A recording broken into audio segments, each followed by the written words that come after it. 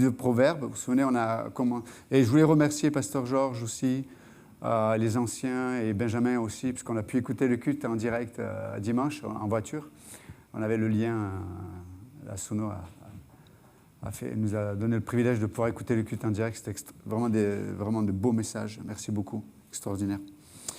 On va lire ensemble quelques versets. Proverbes chapitre 1, verset 1. Proverbe de Salomon, fils de David, roi d'Israël.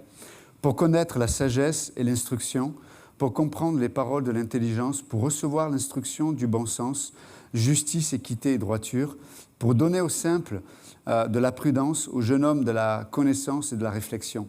Que le sage écoute et il augmentera son savoir. Et celui qui est intelligent acquérera l'art de se conduire.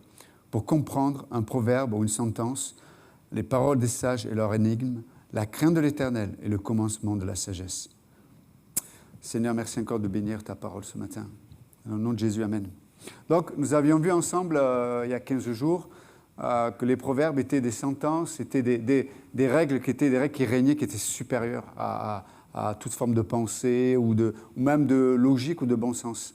Parce que la logique de Dieu, le bon sens de Dieu, des fois, il peut correspondre à la réalité de causalité, c'est-à-dire tu fais ceci, il va se passer cela. Mais très souvent, on va dire les sentences de Dieu ou la logique de Dieu n'est pas soumise à cette règle-là. Donc, et c'est pour ça, quand tu parles de la souveraineté de Dieu, c'est vrai, c'est que la finalité, on va dire les conséquences, pour le dire autrement, les conséquences, elles ne sont pas forcément automatiques, positivement ou négativement. Des fois, positivement, on se dit, mais voilà, je prie, je m'investis avec Dieu, je suis patient, je pardonne, je rencontre Dieu dans les incompréhensions qu'on pourrait avoir des fois dans certaines situations ou dans certaines relations. Mais des fois, et on s'attend à ce que, du coup, le fruit qui découle de ça soit un fruit qui soit positif. Et des fois, ce n'est pas le cas. C'est vrai. On ne maîtrise pas, on va dire, les conséquences des choses ou la finalité de certaines choses. Et de la même façon, des fois, vous avez des gens qui accumulent les actions ou des décisions qui sont complètement hors sens, qui ne sont pas sages, qui sont même contre Dieu ou la pensée de Dieu. Et on a l'impression qu'aucune conséquence négative leur arrive. Donc, c'est important de pas juste observer ce qui se passe dans la vie et d'en faire une conclusion trop naturelle. Et c'est pour ça que Dieu nous a donné le livre des Proverbes, pour nous dire, OK, l'homme peut observer certaines choses, mais il y a une logique, il y a une sagesse, il y a des principes qui sont supérieurs à tout ça. Et ça, on appelle ça des proverbes. Et dans les proverbes sont là pour nous amener à la sagesse de Dieu. Et on peut voir, vous vous souvenez, on en a parlé il y a 15 jours, la sagesse de Dieu, ce ne sont pas simplement des clés ou, vous savez, une causalité spirituelle. Tu fais ça, il se passe ceci, comme j'ai dit tout à l'heure. Et ouais, la sagesse, c'est plus que ça. La sagesse, et ce que dit Salomon, là, il dit, mais elle a une origine. Et pour qu'elle soit appliquée dans la vie d'un être humain. Et cette origine, ou le terreau, on va dire, où elle peut s'exprimer dans le cœur de l'homme, elle commence là où l'homme choisit de vivre dans la crainte de l'Éternel. Je choisis d'avoir pour origine dans ma pensée, dans mes réflexions, dans mes conclusions, dans mes actions, dans mes décisions, tout doit partir d'un point de départ. Et ce point de départ, c'est la crainte de l'Éternel. Si tu n'as pas le bon point de départ, tu vas automatiquement arriver au mauvais endroit. Tu n'arriveras pas à la bonne destination. En tout cas, tu arriveras à ta destination propre, mais tu n'atteindras pas la destination que Dieu voudrait te faire atteindre dans certaines façons de penser, dans certaines décisions, dans des relations, dans notre avenir, ou comment traiter notre passé, et comment profiter aussi avec cette sagesse du présent, mais non pas à la façon de la philosophie des Lumières, vous savez, Vous avez fait ils avaient même fait un film, vous savez, les poètes disparus. Non, c'est pas ça. C'était quoi le titre? Le cercle des poètes, voilà, le cercle. Voilà, le cercle des poètes disparus. Et c'était quoi la devise? Carpe diem, tu sais. Et c'est pas la sagesse de Dieu. Non. Vivre à l'instant présent, c'est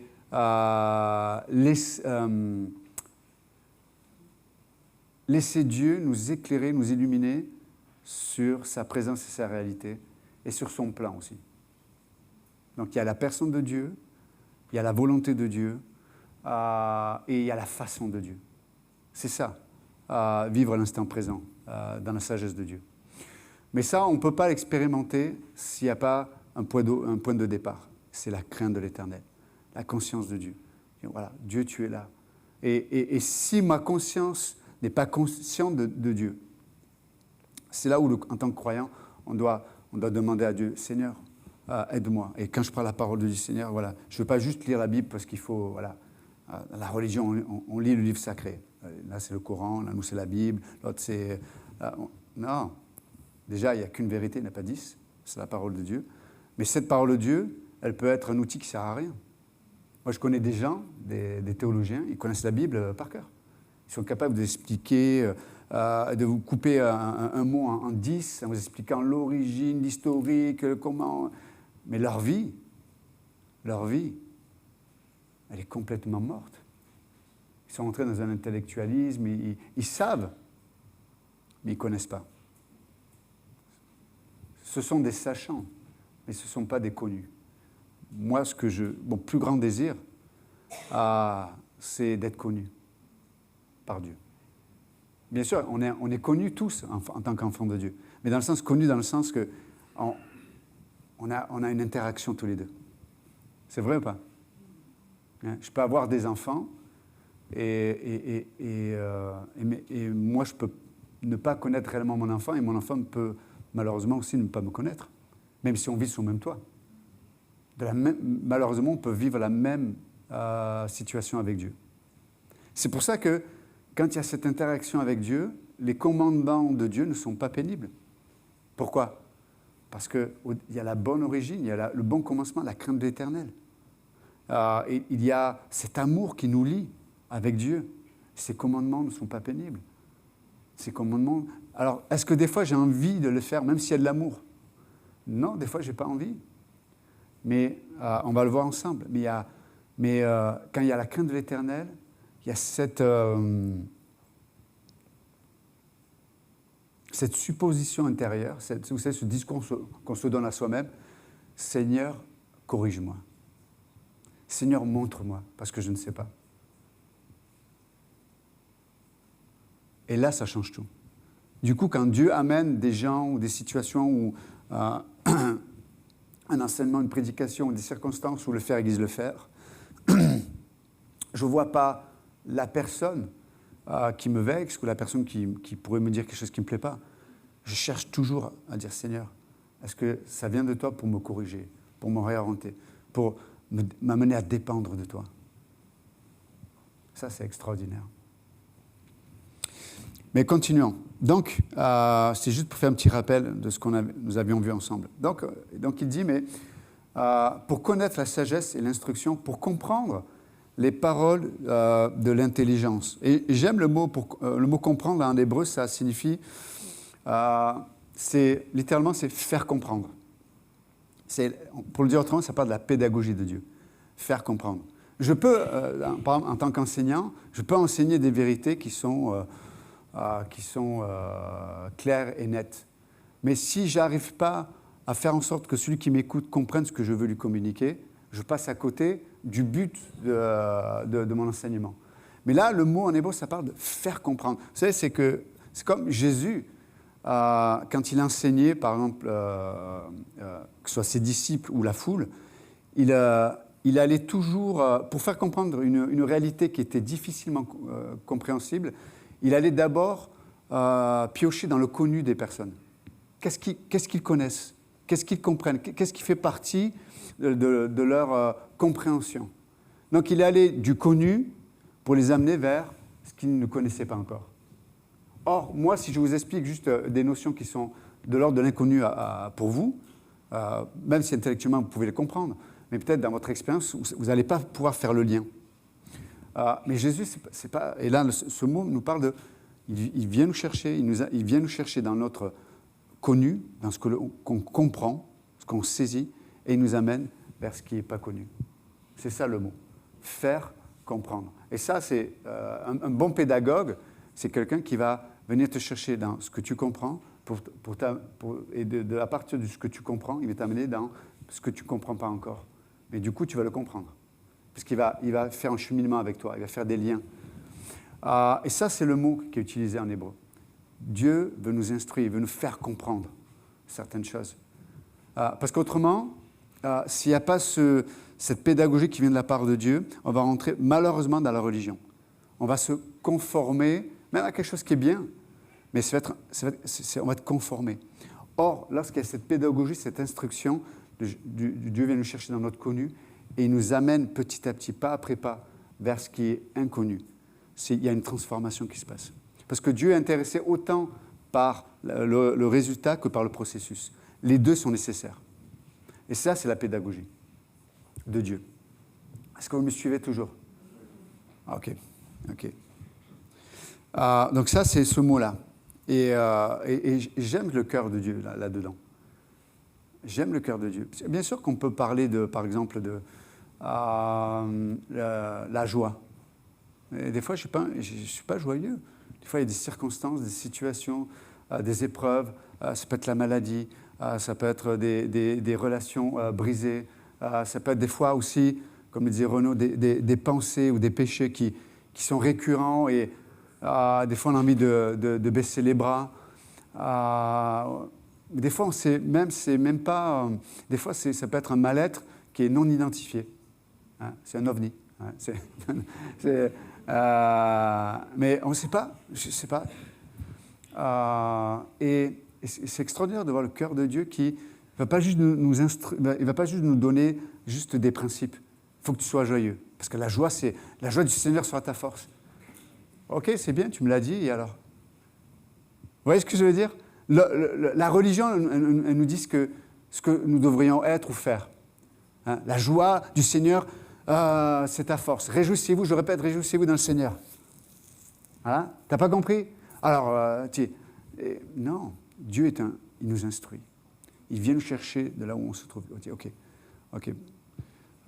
Tu n'es pas joyeux, mais je vais t'expliquer quelque chose. Je vais te montrer à quel point tu es précieux, à quel point je te connais, à quel point ce que tu vis, ça m'intéresse. Est-ce que vous savez que Dieu est intéressé par ce que l'on vit? Moi, alors, de ma vie, il n'y a rien d'extraordinaire. Ok, mais ne sais-tu pas que c'est l'incarnation, c'est l'extraordinaire qui est venu dans l'ordinaire? Dieu n'a pas changé. Il veut toujours, par sa parole, son esprit, sa sagesse, transformer notre réalité qui est tellement ordinaire, nos pensées tellement ordinaires, nos paroles tellement ordinaires, l'extraordinaire qui vient rencontrer l'ordinaire. C'est ça notre Dieu. C'est ça la pédagogie de Dieu. C'est là où il vient nous instruire. Il vient nous chercher là où on est, le connu, et il nous amène à quelque chose qui est plus grand, quelque chose qui le révèle, quelque chose qui va le manifester. C'est la pédagogie de Dieu. Donc, il dit pour comprendre, et il continue, pour comprendre les paroles de l'intelligence, ou les paroles sensées, je ne sais pas les traductions que vous avez, mais littéralement en hébreu, c'est les paroles de discernement. Les paroles de discernement. Pour nous faire comprendre les paroles de discernement. Donc la pédagogie, c'est pour nous amener à avoir du discernement. Le discernement, on pourrait le dire autrement, c'est arriver à distinguer les choses. Vous savez, dans la vie, on se retrouve dans une situation où on a l'impression que tout est pareil. On n'arrive pas à distinguer les choses. On n'est pas, pour le dire autrement, c'est comme si Dieu il voudrait faire de nous des spécialistes. Je sais qu'on pour parler de Jean et Chantal qui sont ils sont à la retraite, mais cardiologues. J'ai dû faire un électrocardiogramme il n'y a pas longtemps, et moi, on me donne le truc. Moi, tout est pareil, quoi. Et des trucs qui montent, qui descendent, c'est les montagnes russes. Je dis, tiens, c'est les Alpes. Non, non, c'est ton cœur. Là, tu vois le docteur, tu dis, c'est bien ou c'est pas bien? Je dis, ça va. Mais si tu l'amènes à un spécialiste, tu vois là, le petit truc là, mais il faut vérifier où. Vous voyez ce que je veux dire? Et nous, en tant que chrétiens, Dieu veut nous instruire pour que nous soyons des spécialistes pour nos vies. Pour nos vies. Des spécialistes pour nos vies, pour avoir du discernement. Du discernement. Est-ce que là, dans la situation avec mon enfant, est-ce que je dois dire oui ou je dois dire non? Est-ce que je dois l'écouter et lui dire non, non, non, tu restes à ta place, tu te tais? Je ne sais pas. Dans ma relation avec mon épouse, j'ai besoin de discernement. Est-ce que si elle vit dans des craintes, est-ce que je dois juste m'arrêter et l'amener, tu vois, et la rassurer de ses craintes, ou alors de dire non, non, non, on n'écoute pas ça, ça ne vient pas de Dieu. Vous voyez ce que je veux dire? Et dans nos relations les uns envers les autres, dans nos pensées, est-ce qu'on arrive à distinguer? Est-ce qu'on arrive à discerner ce qui vient de Dieu, ce qui ne vient pas de Dieu? C'est pas simple. C'est pas simple. Alors bien sûr, il y a des choses qui sont évidentes. Hein? C'est sûr, il y a des choses qui sont évidentes. Quand tu as envie de tuer quelqu'un, tu comprends que la Bible dit ne tue point. C'est un commandement. Hein? Tu ne tueras point. Tu ne prendras pas la femme de ton prochain, etc. Ok, c'est évident. Mais il y a des choses qui ne sont pas évidentes. C'est vrai ou pas? On a besoin de distinguer, on a besoin de discernement. Et pour avoir ce discernement, il faut accepter la pédagogie de Dieu, qui vient nous chercher de là où on se trouve, avec nos compréhensions, et accepter qu'il nous prenne, qu'il dit, ok, viens, on va faire un pas. J'ai peur, je ne connais pas là. Viens avec moi. Viens avec moi. Pense autrement, crois autrement, vois autrement, parle autrement. Ouais, mais là, c'est de l'inconnu. C'est très bien. Je t'amène dans l'inconnu, mais comme je suis venu te chercher dans ton connu à toi, la situation est inconnue. Ce que je te demande est inconnu. Mais moi, tu me connais. C'est ce que Dieu fait avec nous. Il nous amène dans l'inconnu, mais comme on a accepté sa pédagogie, on le connaît. On est connu. Et ça change tout. Ça change tout. Et ce mot-là, des paroles sensées, ça sous-entend aussi, ça parle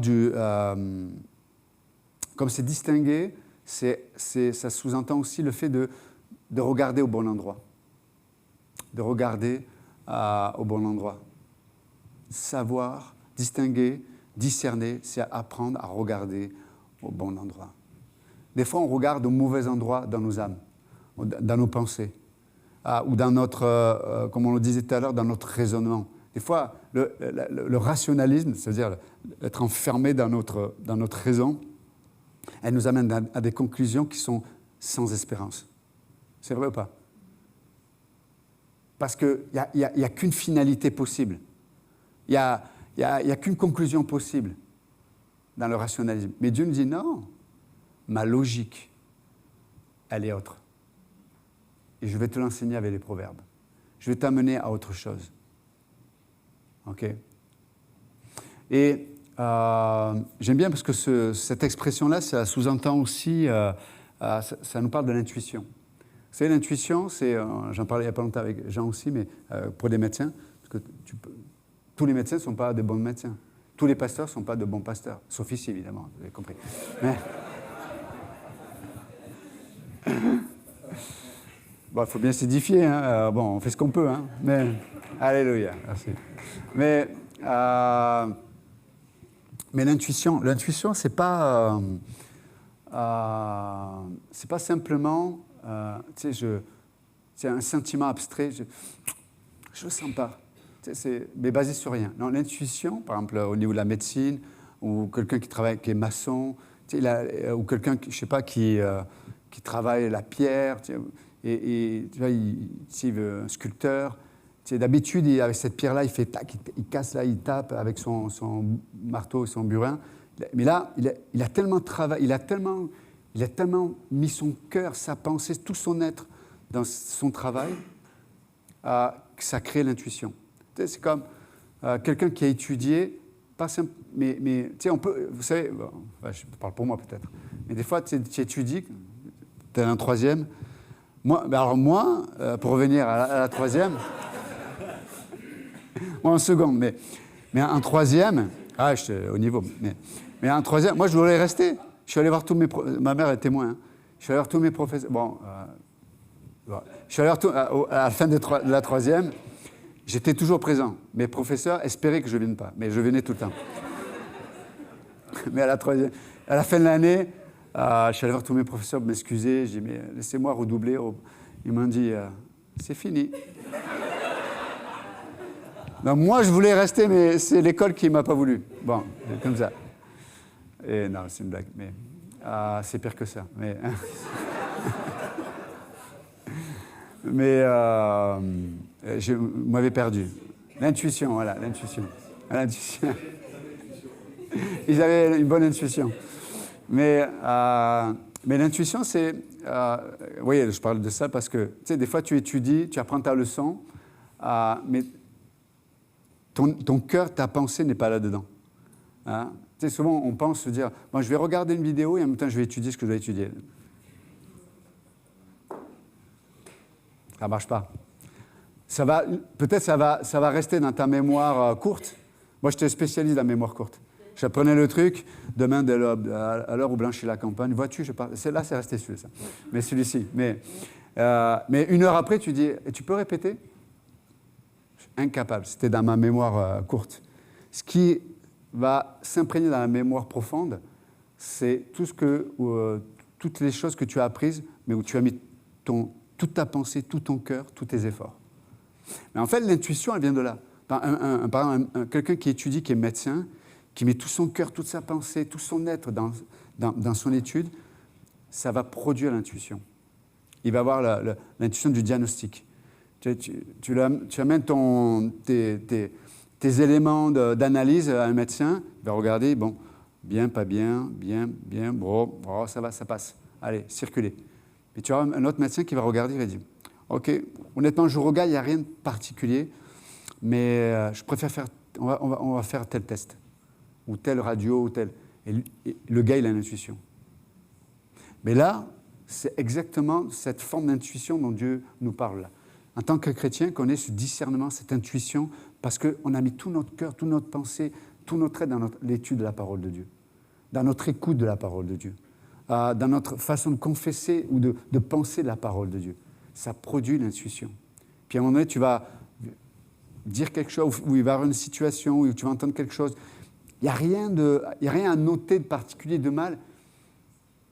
Et tu auras l'intuition de dire, non, ne réponds pas comme ça, ne va pas là, ne fais pas ça. Voilà. Vous comprenez? C'est incroyable quand Dieu nous a créés. Ok, je dois arrêter là. Mais en tout cas, mais il y a plein de choses intéressantes, j'espère en tout cas. Mais on va prier et on va demander à Dieu vraiment de nous aider à accepter sa pédagogie parce qu'il y a sa sagesse, il y a ses lois qui sont au-dessus des autres lois et qui nous amènent aux finalités qui ne sont pas simplement de la causalité, mais qui sont de l'ordre des réalités de la vie éternelle. Elle nous amène à nous attacher au cœur de Dieu et à la pensée de Dieu. Vous savez, juste pour finir, quand on laisse Dieu travailler comme ça, nos vies, il n'y aura pas une seule situation où on ne sera pas adapté à la situation que Dieu met en face de nous. Vous voyez? Pour le dire autrement, on ne passera pas nos journées, nos semaines et nos mois à faire des jérémiades, à nous plaindre. Mais Dieu aura fait tellement, on aura laissé Dieu tellement être notre pédagogue qu'on va trouver la vie même au milieu de ce que l'on vit, bonne ou aux difficultés. Amen. Seigneur, merci encore ce matin pour ta parole. Je te prie que ce qui venait de toi puisse continuer d'être enseigné dans le cœur de chacun par le Saint-Esprit. C'est toi le pédagogue, Seigneur. C'est toi qui nous enseigne. C'est toi qui nous convainc. C'est toi qui nous réoriente. C'est toi qui nous corrige. C'est toi qui nous instruit. S'il te plaît, Seigneur, on a besoin de toi. Enseigne-nous cette bonne crainte de l'Éternel, afin que tu sois toujours au commencement, à l'origine de ce qui est devant nous. Si ce matin quelqu'un ne connaît pas Jésus-Christ, je vous en supplie au nom de Jésus-Christ, soyez réconciliés avec Dieu. Vous pouvez juste lui dire, Jésus, sauve-moi, viens dans mon cœur. Je suis perdu. Je crois ce matin que tu es mort pour mes péchés. Je crois que tu m'aimes. Je crois que tu es ressuscité. Tu es vivant. Viens dans mon cœur, sauve-moi. Et si ce matin quelqu'un a pris la décision de donner son cœur à Jésus-Christ, si entre vous et Dieu, nous avons les yeux fermés tous, ce matin, si vous avez pris cette décision de donner votre cœur au Christ, devant les anges, devant Dieu le Père, et même les autres êtres spirituels, vous pouvez juste lever la main, de dire ce matin, je veux marquer l'histoire de ma vie, je te donne mon cœur, Jésus. Si quelqu'un veut donner son cœur au Christ ce matin, levez la main. Merci pour ces mains. Merci. Vous pouvez les baisser. Est-ce que quelqu'un d'autre veut donner son cœur à Jésus-Christ ce matin?